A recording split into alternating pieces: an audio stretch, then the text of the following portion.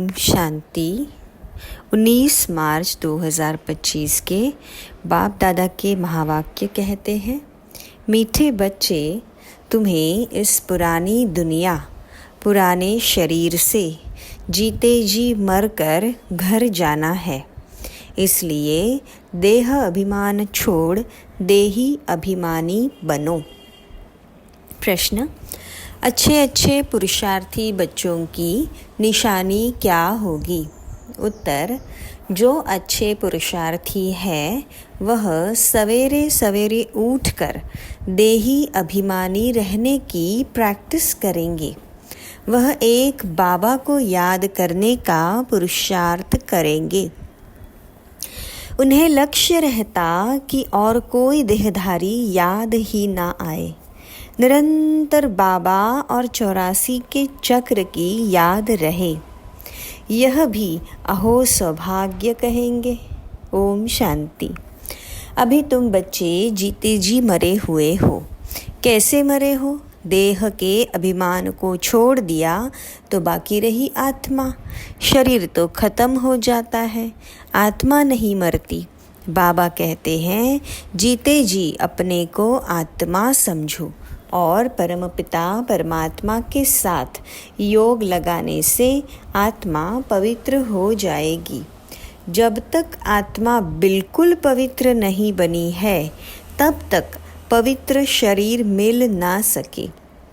आत्मा पवित्र बन गई तो फिर यह पुराना शरीर आप ही छूट जाएगा, जैसे सर्प की खल ऑटोमेटिकली छूट जाती है।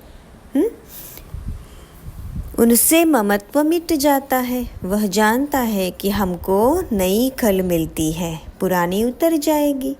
हरेक को अपनी अपनी बुद्धि तो होती है ना। अभी तुम बच्चे समझते हो, हम जीते जी इस पुरानी दुनिया से, इस पुराने शरीर से मर चुके हैं। फिर तुम आत्माएं भी शरीर छोड़ कहाँ जाएगी? अपने घर। पहले तो यह पक्का याद करना है, हम आत्मा है, शरीर नहीं। आत्मा कहती है, बाबा हम आपके हो चुके, जीते जी मर चुके हैं। अब आत्मा को फरमान मिला हुआ है कि मुझ बाबा को याद करो तो तुम तमो प्रधान से सतो प्रधान बन जाएंगे। यह याद का अभ्यास पक्का चाहिए। आत्मा कहती है, बाबा आप आए हो तो हम आपके ही बनेंगे। आत्मा मेल है ना कि फीमेल। हमेशा कहते हैं हम भाई भाई हैं, ऐसे थोड़े ही कहते हम सब सिस्टर्स हैं। सब बच्चे हैं, सब बच्चों को वर्षा मिलना है। अगर अपने को बच्ची कहेंगे तो वर्षा कैसे मिलेगा? आत्माएं सब भाई भाई है। बाबा सबको कहते हैं, रूहानी बच्चों मुझे याद करो। आत्मा कितनी छोटी है। यह है बहुत महीन समझने की बातें। बच्चों को याद ठहरती नहीं है। सन्यासी लोग दृष्टांत देते हैं, मैं भैंस हूँ, ऐसे कहने से फिर भैंस बन जाते हैं। अब वास्तव में भैंस कोई बनते थोड़े ही है। बाबा तो कहते हैं, अपने को आत्मा समझो। यह आत्मा और परमात्मा का ज्ञान तो कोई को है नहीं, इसलिए ऐसी बातें कह देते हैं। अभी तुमको देही अभिमानी बनना है। हम आत्मा है, यह पुराना शरीर छोड़ हमको जाए नया लेना है। मनुष्य मुख से कहते भी है कि आत्मा स्टार है, भ्रुकुटी के बीच में रहती है। फिर कह देते अंगुष्ठी मिसल है। अब सितारा कहाँ, अंगुष्ठा कहाँ, और फिर मिट्टी के सालिग्राम में बैठ बनाते हैं।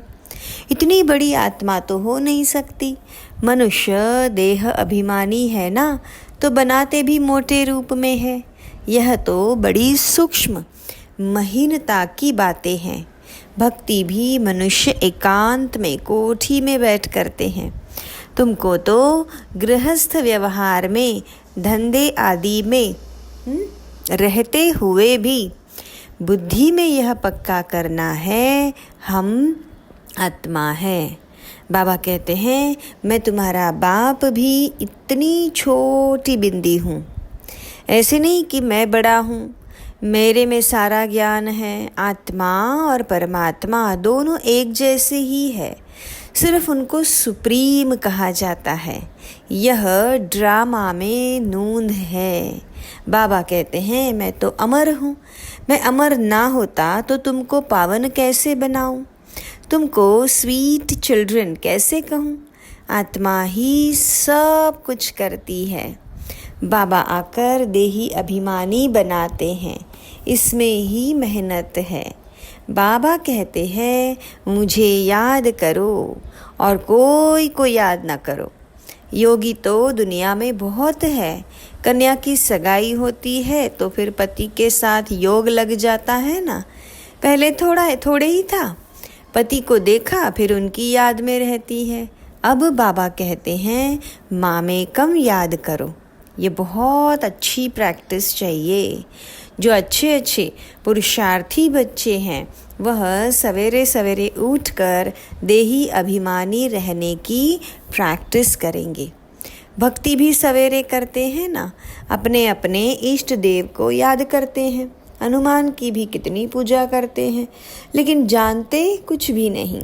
बाबा आकर समझाते हैं तुम्हारी बुद्धि बंदर मिसल हो गई है, अब फिर तुम देवता बनते हो। अब यह है पतित तमो प्रधान दुनिया। अभी तुम आए हो बेहद के बाबा के पास। मैं तो पुनर्जन्म रहित हूँ। यह शरीर इस दादा का है, मेरा कोई शरीर का नाम नहीं। मेरा नाम ही है कल्याणकारी शिव। तुम बच्चे जानते हो शिव बाबा कल्याणकारी आकर नरक को स्वर्ग बनाते हैं। कितना कल्याण करते हैं, नरक का एकदम विनाश करा देते हैं। प्रजापिता ब्रह्मा द्वारा अभी स्थापना हो रही है। यह है प्रजापिता ब्रह्मा मुख वंशावली। चलते फिरते एक दो को सावधान करना चाहिए, मन मना भव। बाबा कहते हैं मुझे याद करो तो विकर्म विनाश होंगे। पतित पावन तो बाबा है ना। उन्होंने भूल से भगवानुवाच के बदले श्री कृष्ण भगवानुवाच लिख दिया है। भगवान तो निराकार है, उन्हीं को परम पिता परमात्मा कहा जाता है। उनका नाम है शिव। शिव की पूजा भी बहुत होती है। शिव काशी कहते रहते हैं। भक्ति मार्ग में अनेक प्रकार के नाम रख दिए हैं। कमाई के लिए अनेक मंदिर बनाए हैं। असली नाम है शिव। फिर सोमनाथ रखा, सोमनाथ सोमरस पिलाते हैं, ज्ञान धन देते हैं। फिर जब पुजारी बनते हैं तो कितना खर्चा करते हैं उनके मंदिर बनाने पर, क्योंकि सोम रस दिया है ना। सोमनाथ के साथ सोमनाथिनी भी होगी। यथा राजा रानी तथा प्रजा, सब सोमनाथ सोमनाथिनी है। तुम सोनी दुनिया में जाते हो, वहाँ सोने की ईंटें होती है, नहीं तो दीवारें आदि कैसे बने। बहुत सोना होता है, इसीलिए उसको सोने की दुनिया कहा जाता है। यह है लोहे पत्थरों की दुनिया। स्वर्ग का नाम सुनकर ही मुख में पानी हो जाता है। विष्णु के दो रूप लक्ष्मी नारायण अलग अलग बनेंगे ना। तुम विष्णुपुरी के मालिक बनते हो, अभी तुम हो रावणपुरी में। तो अब बाबा कहते हैं सिर्फ अपने को आत्मा समझ, मुझ एक बाप को याद करो। बाबा भी परमधाम में रहते हैं, तुम आत्माएं भी परमधाम में रहती हो। बाबा कहते हैं तुमको कोई तकलीफ नहीं देता हूँ, बहुत सहज है। बाकी यह रावण तुम्हारे सामने दुश्मन खड़ा है, यह विघ्न डालते हैं। ज्ञान में विघ्न नहीं पड़ते, विघ्न पड़ते हैं याद में। घड़ी घड़ी माया याद भुला देती है, देह अभिमान में ले आती है, बाबा को याद करने नहीं देती। यह युद्ध चलती है। बाबा कहते हैं तुम कर्मयोगी तो हो ही।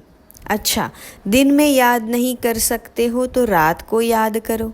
रात का अभ्यास दिन में काम आएगा। निरंतर स्मृति रहे, जो बाप हमको सारे विश्व का मालिक बनाते हैं, हम उसे याद करते हैं। बाबा की याद और 84 जन्मों के चक्र की याद रहे तो हो सौभाग्य। औरों को भी सुनाना है।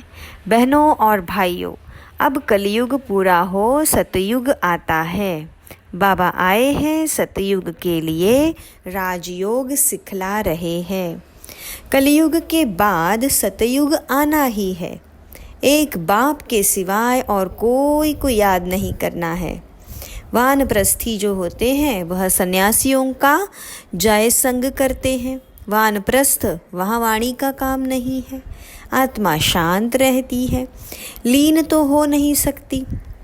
ड्रामा से कोई भी एक्टर निकल नहीं सकता। यह भी बाबा ने समझाया है। एक बाबा के सिवाय और कोई को याद नहीं करना है। देखते हुए भी याद न करो। यह पुरानी दुनिया तो विनाश हो जानी है। कब्रिस्तान है ना, मुर्दों को कभी याद किया जाता है क्या? बाबा कहते हैं ये सब मरे पड़े हैं। मैं आया हूँ पतितों को पावन बनाए ले जाता हूँ।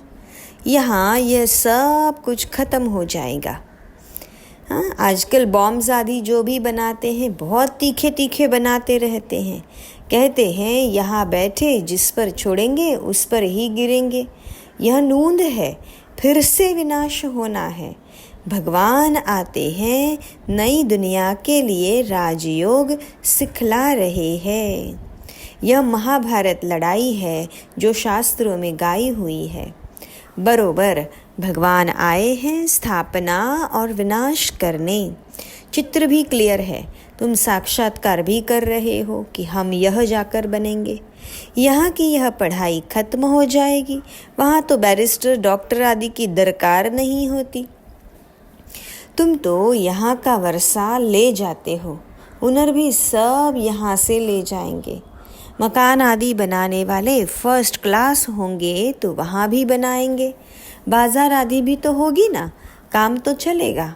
यहाँ से सीखा हुआ अक्ल ले जाते हैं। साइंस से भी अच्छे हुनर सीखते हैं, वह सब वहाँ काम आएंगे। प्रजा में जाएंगे। तुम बच्चों को तो प्रजा में नहीं आना है। तुम आए ही हो बाबा मम्मा के तख्त नशीन बनने। बाबा जो श्रीमत देते हैं उस पर चलना है। फर्स्ट क्लास श्रीमत तो एक ही देते हैं कि मुझे याद करो। कोई का भाग्य अनायास भी खुल जाता है, कोई कारण निमित्त बन पड़ता है। कुमारियों को भी बाबा कहते हैं शादी तो बर्बादी हो जाएगी, इस गटर में मत गिरो। क्या तुम बाबा का नहीं मानेंगी? स्वर्ग की महारानी नहीं बनेंगी? अपने साथ प्रण करना चाहिए कि हम उस दुनिया में कभी नहीं जाएंगे वापस। उस दुनिया को याद भी नहीं करेंगे। शमशान को कभी याद करते हैं क्या? यहाँ तो तुम कहते हो कहाँ यह शरीर छूटे तो हम अपने स्वर्ग में चले जाएं। अब 84 जन्म पूरे हुए, अब हम अपने घर जाते हैं। औरों को भी यही सुनाना है। यह भी समझते हो बाबा बिगर सतयुग की राजाई कोई दे नहीं सकते। इस रथ को भी कर्मभोग तो होता है ना। बाप दादा की भी आपस में कभी रूह रिहान चलती है। यह बाबा कहते हैं बाबा आशीर्वाद कर दो, खांसी के लिए कोई दवाई करो या छू मंत्र से उड़ा दो। शिव बाबा कहते हैं नहीं, यह तो भोगना ही है। यह तुम्हारा रथ लेता हूँ, उसके एवज में तो देता ही हूँ। बाकी यह तो तुम्हारा हिसाब किताब है। अंत तक कुछ न कुछ होता रहेगा। तुम्हें आशीर्वाद करूँ तो सब पर करना पड़े। आज यह बच्ची यहाँ बैठी है, कल ट्रेन में एक्सीडेंट हो जाता है, मर पड़ती है, फिर बाबा कहेंगे ड्रामा। ऐसे थोड़ी कह सकते हैं कि बाबा ने पहले क्यों नहीं बताया। ऐसा कायदा नहीं है। मैं तो आता हूँ पतित से पावन बनाने, यह बतलाने थोड़े ही आया हूँ। यह हिसाब किताब तो तुमको अपना चुकतू करना है। इसमें आशीर्वाद की बात नहीं। इसके लिए जाओ सन्यासियों के पास। बाबा तो बात ही एक बताते हैं, मुझे बुलाया ही इसलिए है कि हमको आकर नरक से स्वर्ग में ले जाओ। गाते भी है पतित पावन सीताराम, परंतु अर्थ उल्टा निकाल दिया है। फिर राम की बैठ महिमा करते रघुपति राघव राजा राम। बाबा कहते हैं इस भक्ति मार्ग में तुमने कितने पैसे गवाए हैं। एक गीत भी है न, क्या कौतुक देखा। देवियों की मूर्तियाँ बनाए पूजा कर फिर समुद्र में डुबो देते हैं। अब समझ में आता है कितने पैसे बर्बाद करते हैं, फिर भी यह होगा। सतयुग में तो ऐसा काम होता ही नहीं, सेकंड बाय सेकंड की नोंद है। कल्प बाद फिर यही बात रिपीट होगी। ड्रामा को बड़ा अच्छी रीति समझना चाहिए। अच्छा, कोई जास्ती नहीं याद कर सकते तो बाबा कहते हैं सिर्फ अल्फ और बे, बाबा और बादशाही को याद करो। अंदर में यही धुन लगा दो कि हम आत्मा कैसे 84 का चक्र लगा कर आई है। चित्रों पर समझाओ, बहुत सहज है। यह है रूहानी बच्चों से रूह रिहान। बाबा रूह रिहान करते ही है बच्चों से, और कोई से तो कर न सके। बाबा कहते हैं अपने को आत्मा समझो, आत्मा ही सब कुछ करती है। बाबा याद दिलाते हैं तुमने 84 जन्म लिए हैं, मनुष्य ही बने हैं। जैसे बाबा ऑर्डिनेंस निकालते हैं कि विकार में नहीं जाना है, ऐसे यह भी ऑर्डिनेंस निकालते हैं कि किसी को रोना नहीं है। सतयुग त्रेता में कभी कोई रोते नहीं, छोटे बच्चे भी नहीं रोते, रोने का हुक्म नहीं है। वह है ही हर्षित रहने की दुनिया। उसकी प्रैक्टिस सारी यहाँ करनी है। अच्छा, मीठे मीठे सिक्की लधे बच्चों प्रति माता पिता बाप दादा का याद, प्यार और गुड मॉर्निंग। रूहानी बाबा की रूहानी बच्चों को नमस्ते। हम रूहानी बच्चों की रूहानी बाप दादा को याद, प्यार, गुड मॉर्निंग और नमस्ते। शुक्रिया मीठे बाबा, शुक्रिया। बाबा से धारणा के लिए मुख्य सार, बाबा से आशीर्वाद मांगने के बजाय याद की यात्रा से अपना सब हिसाब चुकतू करना है। पावन बनने का पुरुषार्थ करना है। इस ड्रामा को अच्छी रीति, यथार्थ रीति समझना है। इस पुरानी दुनिया को देखते हुए भी याद नहीं करना है। कर्म योगी बनना है। सदा हर्षित रहने का अभ्यास करना है। कभी भी रोना नहीं है। वरदान, प्रवृत्ति में रहते मेरेपन का त्याग करने वाले सच्चे ट्रस्टी माया जीत भव। जैसे गंदगी में कीड़े पैदा होते हैं, वैसे ही जब मेरापन आता है तो माया का जन्म होता है। माया जीत बनने का सहज तरीका है स्वयं को सदा ट्रस्टी समझो। अब ब्रह्मा कुमार माना ट्रस्टी। ट्रस्टी की किसी में भी अटैचमेंट नहीं होती, क्योंकि उनमें मेरापन नहीं होता। गृहस्थी समझेंगे तो माया आएगी और ट्रस्टी समझेंगे तो माया भग जाएगी। इसलिए न्यारे होकर फिर प्रवृत्ति के कार्य में आओ तो माया प्रूफ रहेंगे। स्लोगन, जहाँ अभिमान होता है वहाँ अपमान की फीलिंग ज़रूर आती है। ओम शांति।